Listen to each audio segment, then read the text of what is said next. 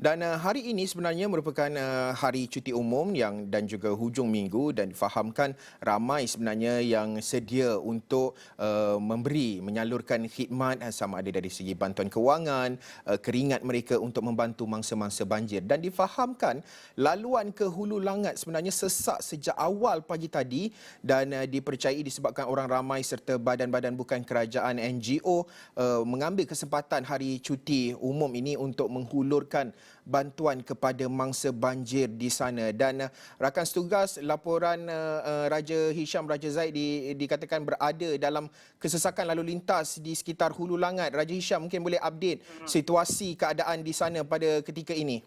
Baik Haris, benar Haris, laluan ke Hulu Langat hari ini sangat-sangat berbeza daripada hari-hari sebelumnya.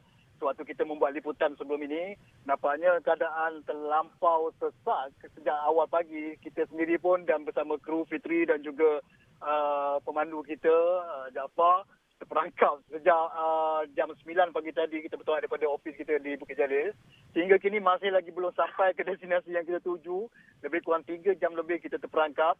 Kerana pemerhatian kita banyak sekali kenderaan pacuan 4 roda dan juga lori serta selain kenderaan persendirian yang menggunakan laluan ini pagi ini yang dia sebahagian daripada mereka dipenuhi dengan barang-barang keperluan bagi misi memberi bantuan kepada masa-masa banjir di sekitar Hulu Langat ini.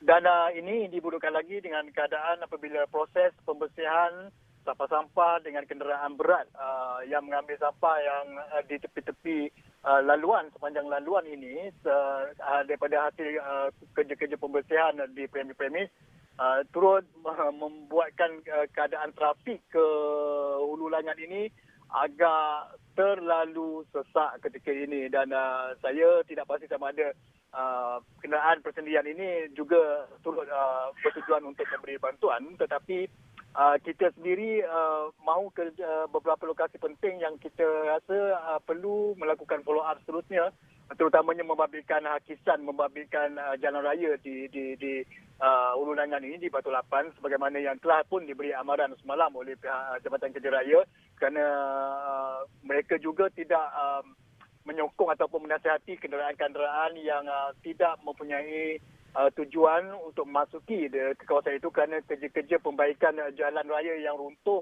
menyebabkan satu laluan terpaksa ditutup ketika ini. Dan kita ingin meninjau keadaan semasa dan juga tahap hakisan yang sedang berlaku, tetapi nampaknya saya sendiri masih lagi berada di Batu 15 ini selepas 3 jam lebih, dan kita mengharapkan beberapa lokasi yang strategik yang kita perlu update kepada rakyat, dan juga selain tentunya keadaan masa-masa banjir dan juga bantuan-bantuan yang telah diulurkan ketika ini, kita akan kemaskinikan dari masa ke semasa, Haris. Ya, Raja Hisham, mungkin ramai yang ingin tahu arah ataupun destinasi yang akan dituju Raja Hisham untuk liputan pada hari ini. Pertama, kita akan melihat keadaan semasa terkini, keadaan hakisan Haris, ya, di sepanjang sungai, terutamanya membabitkan Batu Lapan, Hulu Langat ini, kerana di situ berlaku runtuhan jalan raya yang terhakis dan menyebabkan JKR terpaksa menutup semalam satu lorong.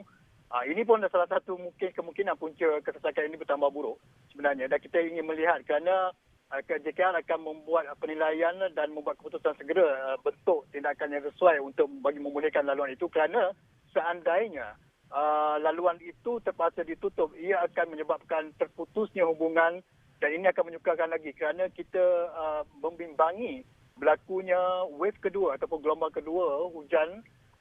Sekiranya itu berlaku, tentunya satu keadaan yang tidak kita ingini. Dan semalam juga JKR, daripada temu ramah saya, JKR juga memberi nasihat dan amaran kepada kenderaan-kenderaan yang tidak perlu memasuki ke kawasan itu agar tidak menggunakan, kerana berlaku gegaran dan hakisan itu masih lagi berlaku. Jadi itu yang pertama, dan keduanya kita nak lihat juga daripada sudut keadaan mangsa terkini dan juga keadaan kediaman di sekitar kawasan Hulu Langat ini, Haris. Ya, okey. Baik Raja Hisham, dan pastinya kami di Astro Awani akan terus membawakan perkembangan lanjut berkaitan dengan terutama kerja-kerja pasca banjir. Rakan-rakan kita berada di lapangan, Hasimi Muhammad, Raja Hisham serta rakan-rakan yang lain juga akan membawakan perkembangan terkini termasuk di negeri-negeri lain yang turut terjejas akibat banjir yang berlaku pada ketika ini melibatkan 7 negeri. Terima kasih Raja Hisham dan